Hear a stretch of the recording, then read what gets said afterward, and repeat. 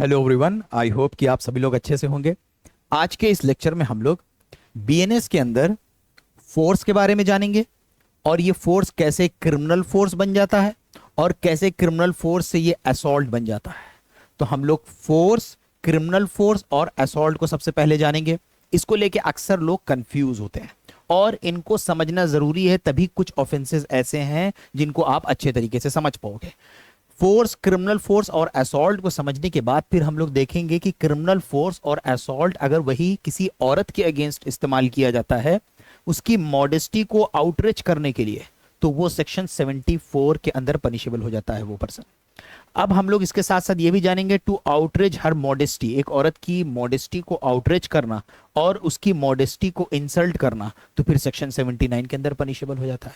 इनमें इनमें क्या डिफरेंस है। उसके साथ साथ इसके साथ साथ सेक्सुअल हैरेसमेंट और outraging the modesty of woman के अंदर क्या फर्क है, समझ में आ गया। तो इतनी चीजें हम लोग समझेंगे सबसे पहले।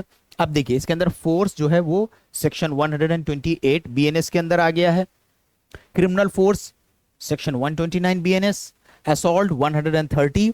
क्रिमिनल फोर्स और असॉल्ट जो है किसी औरत के अगेंस्ट इस्तेमाल किया जाए तो सेक्शन 74 के अंदर है, चैप्टर 5 में है ये ऑफेंस, क्योंकि ये ऑफेंस जो है औरत के अगेंस्ट है तो उससे रिलेटेड सेपरेट चैप्टर है बीएनएस के अंदर। और उसके अलावा insulting modesty of a woman section 79 और जो सेक्सुअल हैरेसमेंट है वो सेक्शन 75 में आ गया है। ठीक है, इन सेक्शंस को हम लोग अब एक एक करके समझते हैं। सबसे पहले हम लोग अपना कॉन्सेप्ट क्लियर करते हैं। कॉन्सेप्ट क्लियर करते हैं किस चीज को लेके। सबसे अहम और इंपॉर्टेंट है समझना कि फोर्स क्या होता है। ये फोर्स जिसे हम लोग बल कहते हैं, ये फोर्स जो है डिफाइन किया गया है सेक्शन 128 बीएनएस के अंदर। अब देखिए सबसे पहले बेसिक चीज समझिए। फोर्स जो है हम लोग बीएनएस के अंदर हो या आईपीसी के अंदर हो, एक इंसान दूसरे इंसान के अगेंस्ट इस्तेमाल करता है। तो यानी फोर्स जो होता है it can be used by one human being against another human being. तो one human being uses force against another human being. तो एक ह्यूमन बीइंग दूसरे ह्यूमन बीइंग के अगेंस्ट फोर्स का इस्तेमाल करता है। ठीक है, पहली चीज। अब ये फोर्स होता कैसे है, देखिए फोर्स के अंदर क्या होता है, एक इंसान मोशन कॉज करता है। मोशन कॉज करता है। मोशन का क्या मतलब होता है, मोशन का मतलब होता है मूवमेंट। मोशन का मतलब क्या हुआ, मूवमेंट। जैसे कि हमने आपको धक्का दे दिया, हमने क्या करा, मैंने मोशन कॉज किया। आपको धक्का दे दिया तो आपको मोशन कॉज किया, तो हमने क्या करा, हमने आपके ऊपर फोर्स का इस्तेमाल किया। समझ आ गया। या तो मैं मोशन कॉज करूं या तो मैं मोशन कॉज करूं या तो मोशन चेंज कर दूं। आप अच्छा भले वही धीरे धीरे चल रहे थे, हमने आपको धक्का दे दिया, आप तेज चलने लग गए। या आप तेज चल रहे थे, हमने आपको धीरे पकड़ लिया, आप धीमे चलने लग गए। या तो चेंज ऑफ मोशन हो और या सेसेशन ऑफ मोशन हो। या आप चल रहे हो, मान लीजिए हमने पैर लगा दिया या आपको पकड़ लिया, आप रुक गए, तो फोर्स तब भी कहा जाएगा कि इस्तेमाल हुआ है। तो या तो हमने किसी इंसान को जो चल रहा है उसको पकड़ के रोक दिया, या कोई इंसान चल रहा था उसको ढकेल दिया जिससे उसकी तेज स्पीड हो गई, या उसकी स्पीड को धीमे कर दिया, और या तो कोई इंसान सीधा चुपचाप खड़ा था उसको ढकेल दिया। ये क्या हो गया, cause of motion, change of motion, cessation of motion. तो ये कहा जाएगा कि हमने उस पर्सन के अगेंस्ट फोर्स का इस्तेमाल किया है। ठीक, इतनी चीजें आपको समझ में आ गई। अब देखिए ये चीजें जो है हमने अभी बताया आपको कि फोर्स का इस्तेमाल किसके अगेंस्ट इस्तेमाल होता है, एक ह्यूमन दूसरे ह्यूमन के अगेंस्ट इस्तेमाल करता है। तो हम आपके अगेंस्ट डायरेक्टली फोर्स का इस्तेमाल भी कर सकते हैं। तो ये चीजें एक इंसान एक पर्सन के अगेंस्ट डायरेक्टली इस्तेमाल कर सकता है, जैसे हम आपके against directly cause of motion, change of motion, cessation of motion करें। या ये भी हो सकता है कि हम किसी सब्सटेंस को मोशन कॉज करें और वो सब्सटेंस आपके कांटेक्ट में आ जाए। अभी ये वाला पॉइंट आपको समझ में आएगा, अच्छे से परेशान मत होइए। तो ये वाला तो आपको समझ में आ गया कि हमने आपको ढकेल दिया, आपको पकड़ लिया, आपकी लंगड़ी लगा दिया या पकड़ के खींच लिया, ये क्या हो गया, फोर्स का हो गया। या तो डायरेक्टली आपके ऊपर फोर्स लगाएं या तो इनडायरेक्टली आपके ऊपर फोर्स को हम यूज करें। इनडायरेक्टली कैसे यूज होता है, किसी सब्सटेंस के ऊपर। कैसे, अभी देखते हैं। अब ये फोर्स का इस्तेमाल किया कैसे जाता है, आगे बता रहा है सेक्शन, ये फोर्स का इस्तेमाल कैसे किया गया होगा। भाई कैसे कर सकते हैं आप, या तो अपनी बॉडीली पावर से, जैसे पकड़ लिया हमने आपको, आप चल रहे थे पकड़ लिया, फोर्स का इस्तेमाल हो गया। आप खड़े थे ढकेल दिया, फोर्स का इस्तेमाल हो गया। तो अपने बॉडीली पावर से। दूसरा पॉइंट लिखा हुआ है, फोर्स का इस्तेमाल ऐसे भी हो सकता है by disposing of a substance in such a way कि आप वहां पे फोर्स को यानी मोशन को क्रिएट कर दो। इसका मतलब क्या हुआ, by disposing of a substance, यहां भी सब्सटेंस में दिया गया है। तो टू पर्सन वाला तो समझ में आ गया कि किसी को ढकेल दिया, पकड़ लिया, पर्सन के ऊपर अप्लाई हो गया। अब ये सब्सटेंस को के ऊपर कैसे हुआ, सब्सटेंस को समझिएगा। मान लीजिए कि आप एक नाव के ऊपर, आपकी नाव है, आप अपनी नाव के ऊपर, बोट के ऊपर बैठे हुए हैं, बोट को किनारे बांध दिया आराम से। फॉर एग्जाम्पल यमुना रिवर है, यमुना रिवर के ऊपर आराम से सो रहे हैं अपनी बोट के ऊपर। हमने देखा आपकी नाव बंधी हुई है, पानी यमुना का एक तरफ बह रहा है, हम गए, हमने चुप्पे से नाव खोल दिया। अब हमने डायरेक्ट जो है यहां पे आपके ऊपर मोशन कॉज नहीं किया है, डायरेक्टली नहीं करा है, क्योंकि पानी का एक तरफ बह रही है, नदी एक तरफ बह रही है। जैसे ही हम नाव खोलेंगे क्या होगा, नाव उधर बहने लगेगी। तो हमने यहां पे क्या करा, मोशन तो आप ही को कॉज किया है, लेकिन वो मोशन हमने पहले किस में कॉज किया, एक सब्सटेंस को, यानी वो जो सब्सटेंस आपके कांटेक्ट में थी उसको मैंने अनटाई कर दिया। तो यहां पे बोला गया या तो अपने पावर इस्तेमाल करके अपनी एनर्जी से आपको ढकेले, और या तो किसी सब्सटेंस को ऐसे डिस्पोज ऑफ कर दे, जैसे नाव को खोल दिया। या मान लीजिए कि फॉर एग्जांपल आपका ई रिक्शा है, ई रिक्शे को आपने ढलान पे लगाया और पहियों के आगे ईंट लगा दी ताकि ई रिक्शा आगे ना बढ़े, और आराम से आप सो रहे थे। हम गए, हमने ईंट को हटा दिया। एक तो तरीका होगा कि हम आपको ऐसे ढकेल दें अपनी एनर्जी से आपके ई रिक्शे को, मैंने वैसा नहीं किया क्योंकि ढलान थी, हमने ईंटे को हटाया, रिक्शा अपने आप से मूव होने लगा। दूसरा पॉइंट ये कह रहा है या तो अपनी बॉडली पावर से या सब्सटेंस को डिस्पोज ऑफ करके इस तरीके से कि अपने आप से आपके अंदर मूवमेंट पैदा हो जाए। तीसरी चीज, बाय इंड्यूसिंग एन एनिमल, किसी एनिमल को इंड्यूस करके, मान लीजिए कि आप घोड़े के ऊपर राइड कर रहे हैं, मैंने घोड़े के ऊपर क्या करा, एक पीछे से छड़ी मार दी और वो तेजी से दौड़ने लगा, तो उसके जरिए भी हमने क्या करा, इनडायरेक्टली आपको मोशन कॉज कर दिया। तो मोशन जो है वो एक ह्यूमन से दूसरे ह्यूमन को ही होता है, लेकिन ये डायरेक्ट भी हो सकता है और किसी सब्सटेंस के साथ भी हो सकता है। तो वो सब्सटेंस को लेके कैसे हो सकता है, अगर किसी सब्सटेंस में करा तो वो सब्सटेंस जो है आपके बॉडी के कांटेक्ट में आना चाहिए, उस पर्सन के बॉडी के कांटेक्ट में आना चाहिए, जो चीज आप वेयर कर रहे हैं या जो चीज आप कैरी कर रहे हैं। सब्सटेंस के अंदर एक एग्जांपल और ले सकते हैं, मान लीजिए कि आप जा रहे थे, हमने ईंट उठाई तो हमने मोशन किस पे कॉज किया, ईंट के ऊपर। तो ईंट यहाँ पे सब्सटेंस हो गई, ईंट को ऐसे फेंक दिया, जब ईंट को फेंका तो वो ईंट क्या हुई, come in contact with another person body, आपके बॉडी में कॉन्टैक्ट में आई, या जो चीज आप पहने हुए हैं या कैरी कर रहे हैं या आपके सेंस ऑफ फीलिंग को अफेक्ट करती है, तो कहा जाएगा कि मैंने आपके अगेंस्ट फोर्स का इस्तेमाल किया। समझ में आ गया। अब यही फोर्स का इस्तेमाल करना जो अभी हमने आपको बताया कि आपके घोड़े पे ऐसे कर दिया, आप भागने लग गए, आपकी नाव खोल दिया या आपको ढकेल दिया, यही फोर्स अगर हमने मान लीजिए कि इस्तेमाल किया है इंटेंशनली, जानबूझ के, बिना आपकी कंसेंट के, टू कमिट एनी ऑफेंस, कोई ऑफेंस करने के लिए, और या यही फोर्स का इस्तेमाल किया हमने इंटेंशन और नॉलेज के साथ, किस लिए, ये इंटेंशन और नॉलेज से कि इससे आपको इंजरी पहुंचा सकें और आपको डरा सकें या आपको अनॉय कर सकें, तो ये कहा जाएगा कि हमने क्रिमिनल फोर्स का इस्तेमाल किया। ये क्रिमिनल फोर्स बीएनएस के अंदर सेक्शन 129 के अंदर इस्तेमाल किया गया। तो यानी हमने आपको ऐसे ढकेला, ये फोर्स हो गया। अब अगर मैंने इस तरह से आपको ढकेला था, किस लिए, बिना आपकी कंसेंट के, कोई ऑफेंस करने के लिए, तो ये क्रिमिनल फोर्स बन जाएगा। या मान लीजिए हमने इस इंटेंशन और नॉलेज से किया था ताकि आप डर जाएं, आपको इंजरी पहुंचाने के लिए या फियर के लिए या डराने के लिए, तो यही क्रिमिनल फोर्स बन जाता है। ये फर्क है फोर्स और क्रिमिनल फोर्स के अंदर। आई होप कि आपको समझ में आ गया होगा। इसके अंदर कुछ इलस्ट्रेशन दिए गए, जैसे भी हमने आपको बोट वाला एक इलस्ट्रेशन दिया है वो आपको मिल जाएगा इसके अंदर। हॉर्स को मारने वाला वो मिल जाएगा आपको। स्टॉपिंग समवन, किसी इंसान को रोक देना, ये भी एक एग्जांपल हो गया। स्टोन थ्रोइंग, किसी के ऊपर ईंट फेंकना, पानी फेंकना, ये भी क्या हो जाएगा, फोर्स का इस्तेमाल करना हो गया। समझ आ गया। आइए आगे बढ़ते हैं कि अब इसके बाद आता है असॉल्ट, सेक्शन 130 के अंदर डिफाइन किया गया है। अब असॉल्ट कैसे कमिट होता है, अब इसको समझिएगा। देखिए, अगर कोई इंसान कोई जेस्चर करे, जेस्चर किसे कहते हैं, जेस्चर इसे कहते हैं जहां पे इंसान बिना बोले कोई इशारा करे, ऐसे ऐसे ऐसे, ये क्या है, जेस्चर है। या कोई इशारा करे या कोई प्रिपरेशन करे, प्रिपरेशन करने, जैसे कोई चीज उठा रहे हैं मारने के लिए, लाठी, ठीक है।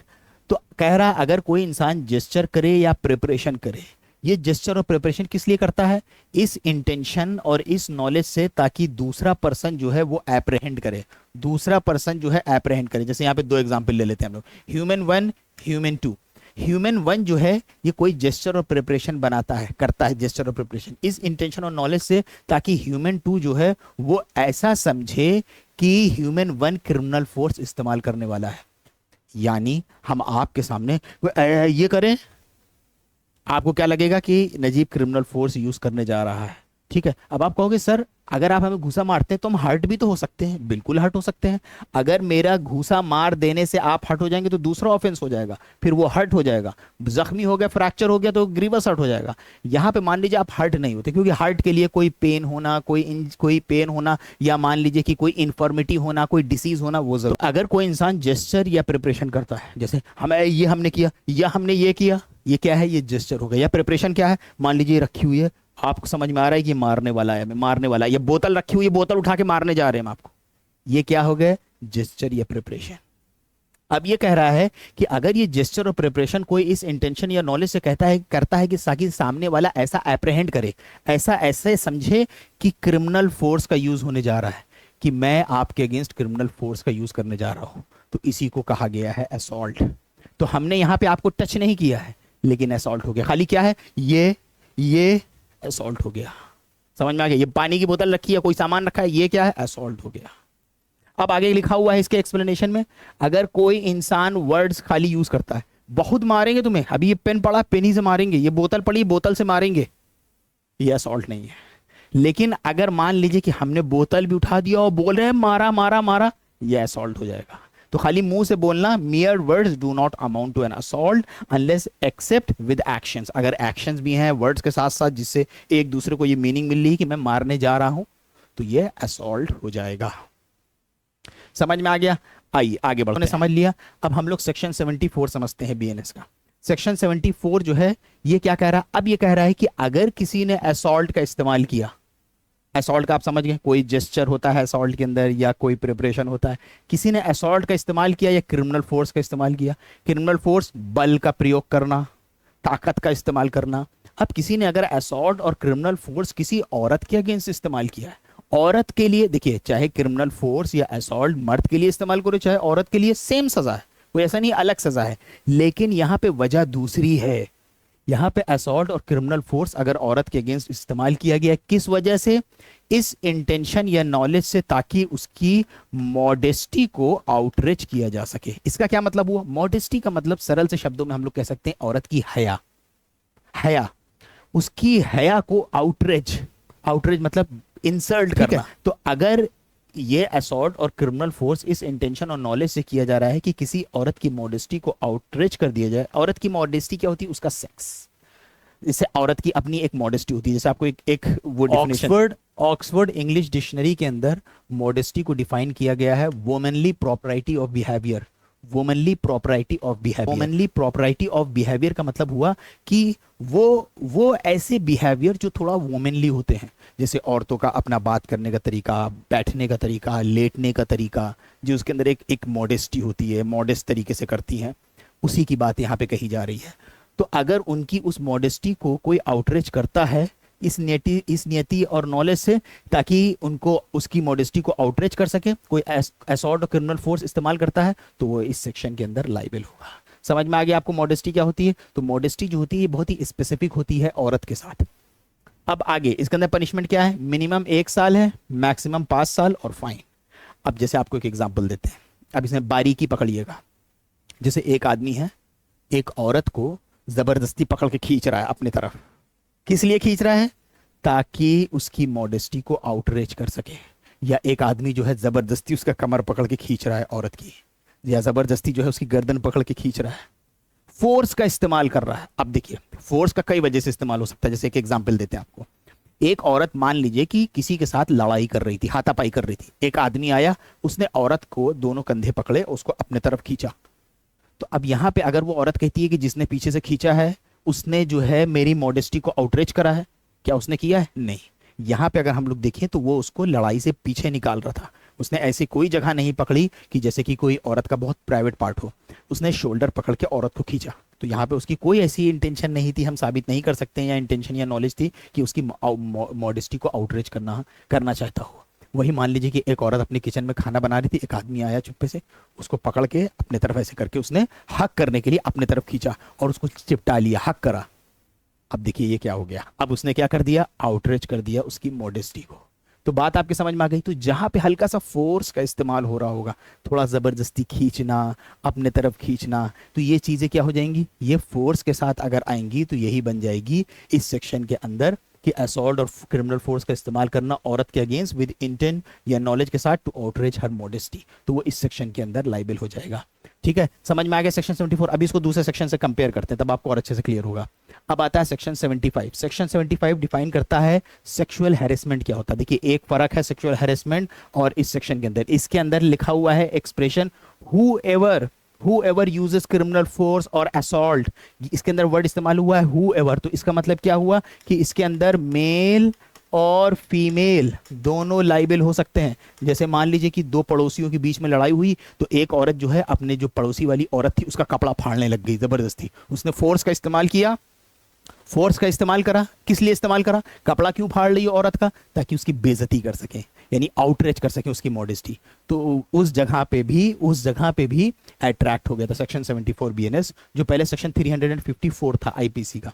तो हुएवर में औरत भी लाइबल हो सकती है, मर्द भी लाइबल हो सकता है। ठीक, अब लेकिन देखिए सेक्सुअल हैरेसमेंट में साफ तौर पे लिखा हुआ है, सेक्सुअल हैरेसमेंट के अंदर एनी मैन साफ तौर पे लिखा हुआ है, तो यानी इस सेक्शन के अंदर सिर्फ एक मर्द ही लाइबल हो सकता है। क्या लिखा है, अगर कोई मर्द जो है वो फिजिकल कांटेक्ट करता है और एडवांस करता है और सेक्सुअल ओवरचर्स होते हैं। अगर मान लीजिए कोई इंसान फिजिकल कांटेक्ट करता है, अभी आप कहोगे सर पिछले वाले सेक्शन में भी आपने बताया था फिजिकल कांटेक्ट, कोई किसी औरत को पकड़ता है।